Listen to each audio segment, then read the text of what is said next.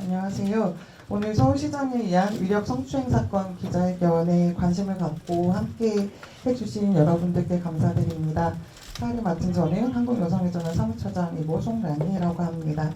오늘 함께 말씀해 주실 분들은 한국성폭력상담소의 이미경 소장님, 그리고 한국여성의전화의 고미경 상임대표님, 그리고 법무법인 온세상의 김재련 대표 변호사님, 그리고 한국성폭력상담소의 김혜정 부소장님이십니다.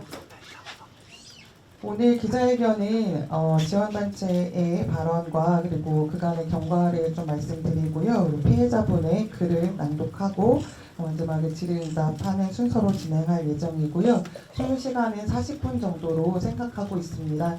빠르게 진행을 해보도록 하겠습니다. 먼저 기자회견 취지 말씀드리겠습니다. 우리 사회는 많은 피해자분들의 용기와 희생을 딛고 성폭력 문제 해결에 조금씩 다가가고 있습니다. 법과 제도가 마련되고 또 정비되고 수많은 쟁점들을 논의해 나가면서 사회적 인식도 조금씩 나아지고 있습니다.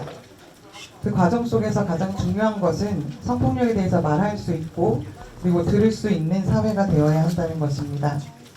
연장선에서 죽음으로 사건이 무마되거나 피해 사실에 대한 말하기가 금지될 수는 없습니다. 피해자가 존재하는 사건입니다. 오늘 이 자리는 어렵게 용기를 낸 피해자의 목소리가 헛되이 않도록 하기 위해서 마련된 자리입니다. 끝까지 잘 들어주시고 왜곡과 국회 없이 보도해 주시기 바랍니다. 마이크를 좀만 떼서 얘기해 주세요. 예, 지원단체의 발언 이어가도록 하겠습니다. 위력 성추행 피해자에게 정의와 일상회복을이라는 제목으로 이미경 한국성폭력상담소 수장과 고미경 한국여성의전화 상임대표님께서 말씀해 주시겠습니다. 네, 먼저 이 사건을 세상에 알린 피해자분의 용기에 온 마음으로 응원과 지지를 보냅니다. 그러면 저희가 이 사건을 지원하게 된 배경을 말씀드리겠습니다. 본 사건은 박원순 전 서울시장의 유력에 의한 비서 성추행 사건입니다. 이는 4년 동안 지속되었습니다. 피해자는 오랜 고민 끝에 지난 7월 8일 서울지방경찰청에 고소했습니다. 한국여성의전화와 한국성폭력상담소는 피해자가 고소를 한 직후에 피해자와 변호인을 만나서 면담했습니다. 우리가 접한 피해 사실은 비서가 시장에 대해 절대적으로 거부나 저항을 할 수 없는 상황에서 업무 시간뿐만 아니라 퇴근 후에도 사생활을 언급하고 신체를 접촉하고 사진을 전송하는 등 전형적인 권력과 위력에 의한 피해가 발생했다는 것입니다. 피해자가 곧바로 고소를 하지 못한 이유는 다음과 같습니다. 피해자는 서울시 내부에 도움을 요청했으나 시장은 그럴 사람이 아니라며 시장의 단순한 실수로 받아들이라고 하거나 비서의 업무는 시장의 심기를 보좌하는 역할이자 노동으로 일컫거나 피해를 사소하는 등의 반응이 이어져서 더 이상 피해가 있다는 말조차 할 수 없는 상황이었습니다. 피해자는 부서 변경을 요청했으나 시장이 이를 승인하지 않는 한 불가능했습니다. 본인의 속옷 차림 사진 전송, 늦은 밤 비밀 텔방 대화 요구, 음란한 문자 발송 등 점점 가해의 수위는 심각해졌고 심지어 부서 변동이 이루어진 이후에도 개인적 연락이 지속되었습니다. 무엇보다 인구 1,000만 명의 대도시인 서울시장이 갖는 엄청난 위력 속에서 어떠한 거부나 문제 제기를 할 수 없는 전형적인 위력 성폭력의 특성을 그대로 보였습니다. 성폭력 피해자를 법적, 의료적, 심리적으로 지원하고 우리 사회의 성문화를 바꿔가며 여성 인권을 존중하는 사회를 만들어가고자 활동하는 우리 두 단체에서는 이 사건을 접하고 피해자의 지원이 절대적으로 필요함을 느꼈습니다. 이 사건이 형사사법 절차상 수사 재판을 제대로 거쳐서 가해자는 응당한 처벌을 받고 피해자는 일상으로 돌아갈 수 있도록 지원하고자 했습니다. 그러나 고소 당일 피고소인에게 모종의 경로로 수사 상황이 전달되었고 피고소인의 극단적인 선택으로 피해자는 지금 온오프라인에서 2차 피해를 겪는 등 더한 고통을 겪고 있습니다. 두 번째로 이 사건의 의미를 짚어보겠습니다. 이 사건은 전형적 직장 내 성추행 사건임에도 피고소인이 망인이 되어서 공소권 없음으로 형사 고소를 더 이상 진행할 수 없는 상황이 되었습니다. 그러나 이 사건은 결코 진상 규명 없이 넘어갈 수 있는 사안이 아닙니다. 박원순 전 시장은 여성 인권에 관심을 갖고 역할을 해온 사회적 리더였습니다. 그럼에도 그 또한 직장 내 여성 노동자에 대한 성적 대상화, 성희롱, 성추행을 가했습니다. 서울대 교수 성희롱 사건 이후 성희롱 예방이 법제화되었고 그 또한 조직의 수장으로서 직장 내 성폭력 예방 교육을 성실히 이수해온 듯 했지만 본인 스스로 가해 행위를 성찰하지도 멈추지도 않았습니다. 더욱이 미투 운동, 안희정 전 충남도지사, 오고돈 전 부산시장 사건에 대해서 가장 가까이에서 경각심을 가져야 하는 위치에 있었음에도 불구하고 그 사안이 누구보다 자신에게 해당된다는 점을 깨닫고 피해자에게 사과하고 멈추는 선택을 하지 않았습니다. 이번 사건은 성폭력의 행위자가 죽음을 선택했다는 것의 의미가 무엇인지에 대해 심각한 사회적 논쟁을 일으켰습니다.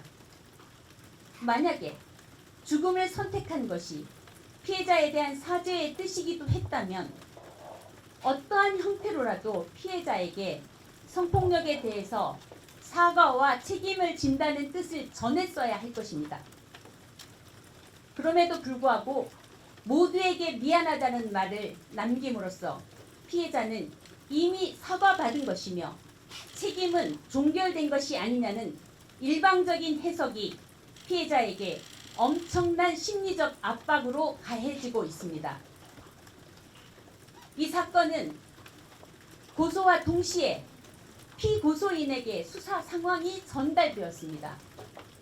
서울시장의 지위에 있는 사람에게는 본격적인 수사가 시작되기도 전에 증거인멸의 기회가 주어진다는 점을 우리는 목도했습니다.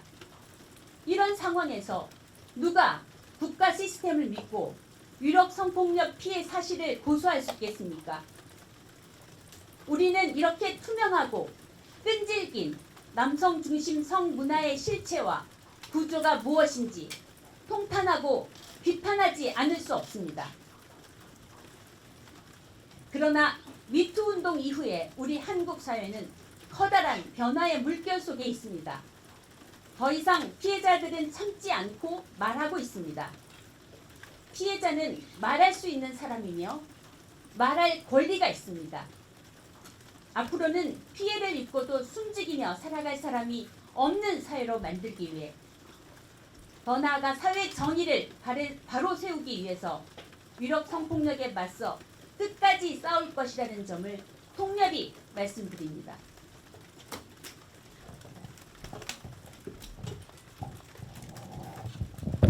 예, 요구사항을 말씀드리겠습니다. 피해자를 지원하는 본단체들은 피해자가 성추행으로 입은 상처를 회복하고 일상으로 돌아와 안전하게 생활을 할 수 있어야 한다고 믿습니다. 성폭력 피해자 지원에 대한 전문성을 가진 우리 단체들은 본 사건은 고위공직자에 의한 권력형 성범죄임이 분명함을 인지하고 확인하였습니다. 피해자가 피해를 호소할 때 국가는 성인지적 관점 하에 신고된 사건에 대해 제대로 된 수사 및 조사 과정을 통해 진실이 밝혀질 수 있도록 해야 합니다. 피해자가 인권을 회복하고 가해자는 그에 응당한 처벌을 받아야 합니다. 이는 분명한 국가의 책무이자 우리 사회가 그동안 만들어 온 사회적 약속이기도 합니다. 우리는 이 사건에 대한 진상을 제대로 규명할 것을 강력히 요구합니다. 본 사건 피해자는 이 사건을 경찰에 고소하였습니다. 피해자는 고소 과정을 통해 본 사건이 정의롭게 해결되리라는 믿음을 가지고 용기를 내어 고소하였으나 피고소인이 부재한 상황이 되었습니다. 그러나 피고소인이 부재한 상황이라고 해서 사건의 실체가 없어지는 것은 아닙니다. 피해자 비난이 만연한 현 상황에서 사건의 실체를 정확히 밝히는 것은 피해자의 인권 회복의 첫 걸음입니다. 현재 경찰에서는 고소인 조사와 일부 참고인 조사를 통해 사건의 실체를 파악한 것으로 알고 있습니다. 경찰은 현재까지의 조사 내용을 토대로 사건에 대한 입장을 밝혀주십시오. 서울시는 본 사건의 피해자가 성추행 피해를 입었던 직장입니다. 규정에 의해 서울시는 사건의 진실이 밝혀질 수 있도록 제대로 된 조사단을 구성하여 진상을 밝혀야 합니다. 정부와 국회, 정당은 인간이길 원했던 피해자의 호소를 외면하지 말고 책임 있는 행보를 위한 계획을 밝혀주시기 바랍니다. 피해자가 여기 있다. 함께하는 우리가 있다. 여기 있는 두 단체를 비롯한 우리 여성인권 운동단체는 여성에 대한 폭력으로 고통받는 피해자와 함께하며 여성폭력 없는 성평등한 세상을 만들기 위해 노력해왔습니다. 우리는 본 사건에서도 피해자의 일상이 회복될 때까지 끝까지 함께 하겠습니다. 우선 피해자 지원을 위한 활동을 책임있게 하겠습니다. 현재 상황에서 피해자가 안전할 수 있도록 피해자에 대한 보호와 피해자의 치유와 회복을 위한 활동을 다하겠습니다. 또한 피해자가 원하는 바대로 사건에 대한 진실이 밝혀질 수 있도록 다양한 활동을 전개하겠습니다. 서울시와 정부, 정당, 국회 등이 제대로 책임 있는 역할을 할 수 있게 단체, 시민 등과 함께 힘을 합쳐 행동을 시작하겠습니다. 다음 주에는 이 사건의 제대로 된 해결을 촉구하는 많은 사람들과 함께 기자회견을 개최할 예정입니다. 피해자에게 보내는 연대의 메시지를 수집하는 설문에는 이틀 만에 1200명이 넘는 분들이 함께하여 피해자에게 응원과 지지를 보내고 있습니다. 피해자를 지원하고 있는 본단체들에게도 피해자와 함께 할 수 있는 방법이 무엇이냐는 문의도 계속 오고 있습니다. 많은 분들이 함께하고 계십니다.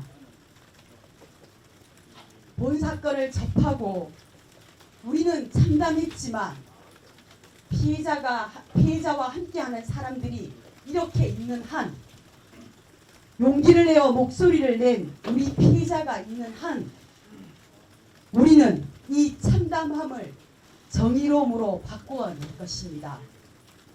우리 모두는 할 수 있습니다. 죄송한데 마이크를 좀 떨어뜨려서 좀 해주세요. 네. 이어서 법무법인 온세상 대표 변호사인 김재련 변호사님께서 상담을 하게 된 시점부터 고소하게 된 과정까지 그리고 범죄 사실 개요에 대해서 말씀해 주시도록 하겠습니다. 네, 김재련 변호사입니다. 저희가 사건 진행한 일지를 시간 순서로 말씀드리겠습니다. 먼저 2020년 5월 12일에 피해자를 1차 상담했습니다. 그리고 2020년 5월 26일에 2차 상담을 통해서 구체적인 피해 내용에 대해서 상세히 듣게 됐습니다. 그리고 저희 사무실에서 5월 27일 2차 상담이 끝난 하루 후부터 구체적으로 법률적인 검토를 시작해 나갔습니다.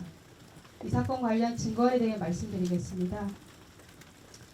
피해자가 사용했던 핸드폰에 대해서 경찰에 임의 제출을 하기 전에 저희가 사적으로 포렌식을 했습니다. 그 포렌식을 통해서 일부 나온 자료는 수사기관에 제출이 되어 있습니다.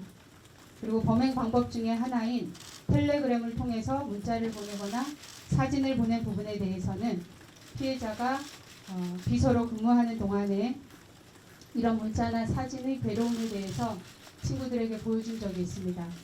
그리고 늦은 시간 친구들하고 함께 있을 때 이런 문자들이 오기도 했기 때문에 그 문자를 본 친구들도 현존하고 있습니다. 피해자는 이런 지속적인 피해에 대해서 여러 차례에 걸쳐서 피해를 호소했었습니다.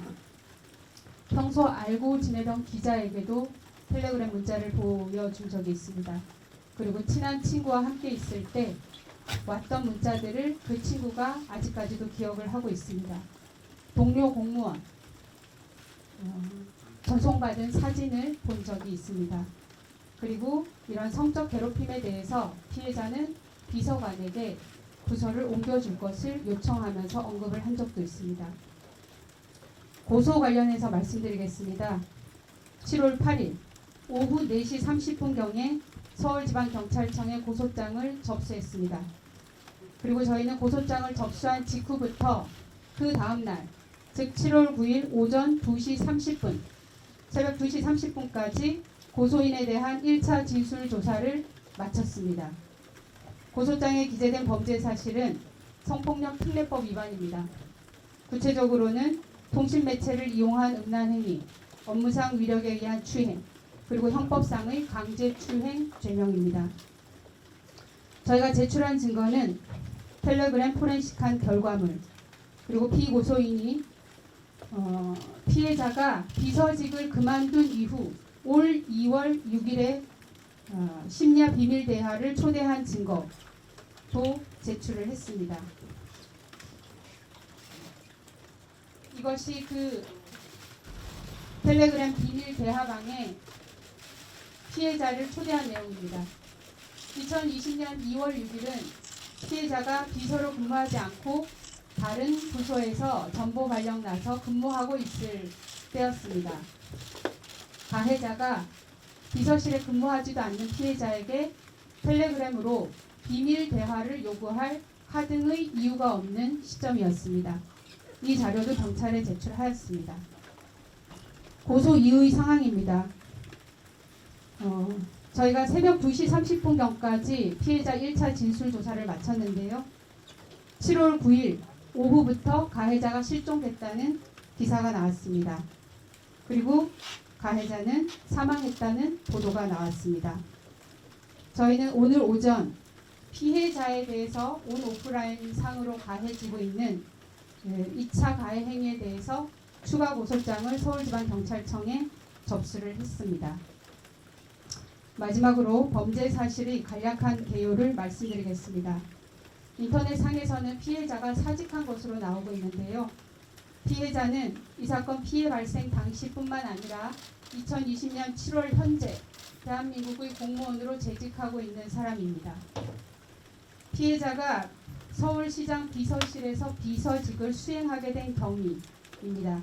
피해자는 공무원으로 임용이 되어서 서울시청이 아닌 다른 기관에서 근무하던 중이었는데 어느 날 오전 서울시청의 전화 연락을 받고 그날 오후 시장실 면접을 보게 되었습니다. 그리고 비서실 근무하라는 통보를 받아서 서울시장 근무실에서 4년여 기간 동안 비서로 근무를 하게 됐습니다. 피해자는 시장 비서직으로 지원을 한 사실이 없었습니다. 범행 사실 관련해 말씀드리겠습니다. 이런 범행이 발생한 시기는 비서직을 수행하는 4년의 기간, 그리고 피해자가 다른 부서로 발령이 난 이후에도 지속되었습니다. 범행이 발생한 장소는 시장의 집무실, 그리고 시장 집무실 내의 침실 등이었습니다. 상세한 방법은 말씀드리기가 어렵습니다. 개괄적인 방법만 말씀드리겠습니다. 피해자에게 즐겁게 일하기 위해서 둘이 셀카를 찍자며 집무실에서 셀카를 촬영하곤 했습니다. 그리고 그런 셀카를 촬영할 때 신체적인 밀착을 했었습니다. 그리고 피해자의 무릎에 나 있는 몸을 보고 호호해주겠다고 하면서 피해자의 무릎에 자신의 입술을 접촉하는 행위를 했습니다. 그리고 집무실 안에 있는 내실, 즉 침실로 피해자를 불러서 안아달라며 신체적인 접촉을 하고 아까 보여드렸듯이 텔레그램 비밀 대화방으로 초대를 해서 피해자에게 지속적으로 음란한 문자를 전송하고 속옷만 입은 사진을 전송하는 등 피해자를 성적으로 괴롭혀 왔습니다. 이상입니다. 예, 범죄사실 개요까지 말씀드렸습니다. 마지막으로 피해자가 작성해 주신 글이 있습니다. 그 내용을 김혜정 한국성폭력상담소 부소장님이 대독해 주시도록 하겠습니다. 네, 피해자의 글을 대독하겠습니다. 손바닥으로 하늘을 가릴 수 있다고 생각했습니다. 미련했습니다. 너무 후회스럽습니다. 맞습니다. 처음 그때 저는 소리 질렀어야 하고 울부짖었어야 하고 신고했어야 마땅했습니다. 그랬다면 지금의 제가 자책하지 않을 수 있을까 수없이 후회했습니다. 긴 침묵의 시간 홀로 많이 힘들고 아팠습니다. 더 좋은 세상에서 살기를 원하는 것이 아닙니다. 그저 인간답게 살 수 있는 세상을 꿈꿉니다. 거대한 권력 앞에서 힘없고 약한 저 스스로를 지키기 위해 공정하고 평등한 법의 보호를 받고 싶었습니다. 안전한 법정에서 그분을 향해 이러지 말라고 소리 지르고 싶었습니다. 힘들다고 울부짖고 싶었습니다. 용서하고 싶었습니다. 법치국가 대한민국에서 법의 심판을 받고 인간적인 사과를 받고 싶었습니다. 용기를 내어 고소장을 접수하고 밤새 조사를 받은 날, 저의 존엄성을 해쳤던 분께서 스스로 인간의 존엄을 내려놓았습니다. 죽음, 두 글자는 제가 그토록 괴로웠던 시간에도 입에 담지 못한 단어입니다. 저를 사랑하는 사람들의 마음을 아프게 할 자신이 없었습니다. 그래서 너무나 실망스럽습니다. 아직도 믿고 싶지 않습니다. 고인의 명복을 빕니다. 많은 분들에게 상처가 될지도 모른다는 마음에 많이 망설였습니다. 그러나 50만 명이 넘는 국민들의 호소에도 바뀌지 않는 현실은 제가 그때 느꼈던 위력의 크기를 다시 한번 느끼고 숨이 막히도록 합니다. 진실의 왜곡과 추측이 난무한 세상을 향해 두렵고 무거운 마음으로 펜을 들었습니다. 저는 앞으로 어떻게 살아야 할까요? 하지만 저는 사람입니다. 저는 살아있는 사람입니다. 저와 제 가족의 보통의 일상과 안전을 온전히 회복할 수 있기를 바랍니다. 이상입니다. 예, 이어서 질의응답을 하려고 하는데요. 지금 여기가 너무 혼잡스러워서 저희가 지금 원래 준비한 자료를 배포해 드리려고 했는데 그 가능한 상황인지를 좀 확인해 봐야 될 것 같습니다.